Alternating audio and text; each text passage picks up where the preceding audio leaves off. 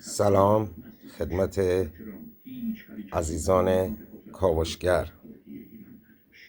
این سه قطعه که میبینید الان روبروی من هست دوستان، سه قطعه شهاب سنگ نادر، نایاب، ارزشمندترین سنگ‌های جهان، معروف به شهاب سنگ‌های آکاندریت مارس یا همون مریخ دوستان، که نمونه‌های هم به نام بلک بیوتی اگر مستندهاشو دیده باشین یا خود فیلمش و عکسش دیده باشین، دقیقا هیچ فرقی با این شهاب سنگ ما نداره. اینها نادرترین شهاب سنگ های مریخ، دارم میگم مریخ عزیزان من، نگاه بکنین، در جهان که متعلق به استاد زینالیه. میتونین ببینین کسانی که بلک بیوتی رو دیدن، عکسش رو دیدن، فیلمش رو دیدن، مطمئناً این شهاب سنگ هم میشناسن. ببینید دوستان عزیز، اولین در جهان. این یک قطعه رو حدوداً 1 کیلو خورده وزنشه، 1 کیلو 700 گرم. چند مدت قبل یه خورده دستم تنگ بود دوستان، خواستم با 250 میلیون بدم بره، ولی خواست خدا، کار خدا بود که ندادم بره. میبینین دوستان ریزدانه های سفید درونش، سوختگی رو ببینین عزیزان من. یعنی واقعا چنین شهاب سنگ هایی تا گرم 18,000 دلار هم در بازار جهانی خرید فروش میشه دوستان. از این نمونه نداریم و نیست. مریخ جز نادرترین شهاب سنگ های جهان دوستان. اینجوری نیست که هر سنگ شما ببینیم بگوین من شهاب سنگ مریخی دارم 300 کیلو 200 کیلو، نیست دوستان عزیز. فقط شهاب سنگ های مریخی توی دست استاد زینالیه. میتونین ببینین، اینم فقط جهت نمایش دوستان. میتونین ببینین قطعه بزرگترشه. ما بدون جذب داریم، با جذب هم داریم دوستان در مریخ. با جذبش حدوداً 10%، 5% تا 10% آهن، به صورت آزاد هم نیست. یادم رفت دوستان این بگم، نگاه کن این بافتشه. خب من برش زدم بافت درونش. نگاه کنیم ما آهن آزاد توی بافت شهاب سنگ های مریخ نداریم. میدونین تو آکاندریت ها نداریم. ما و مریخ آهن درونشون هست ولی آهن آزاد نیست عزیزان من.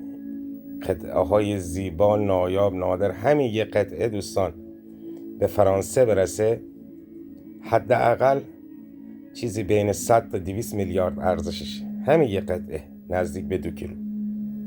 ببینین چقدر زیباست این شهاب سنگ مریخی ایران که فعلا توی دست استاد زینالیه. این یه قطعه جدا شده است و از اوناست. امیدوارم که پسندیده باشین دوستان، مورد پسندتون قرار گرفته باشه.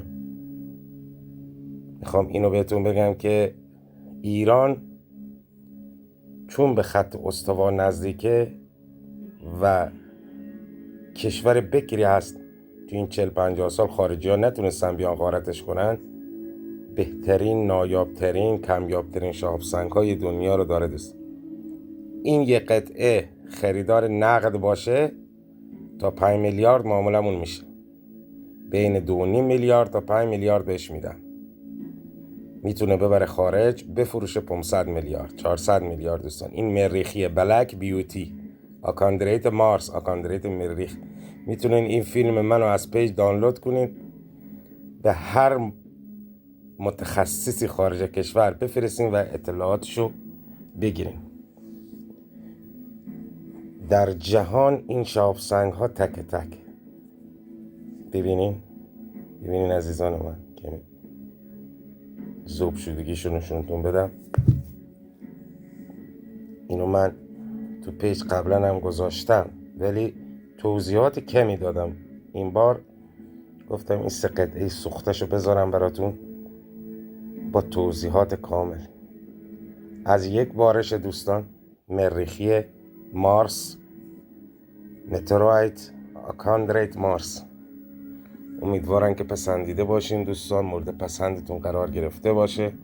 اینا سوختگی عزیزان من.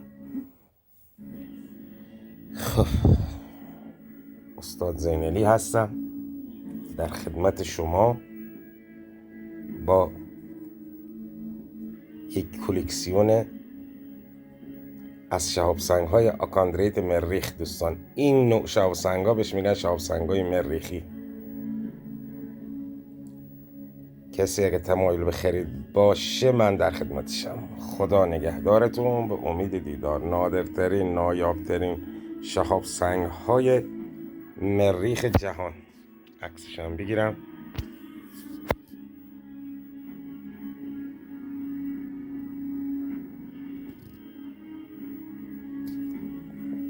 از نزدیک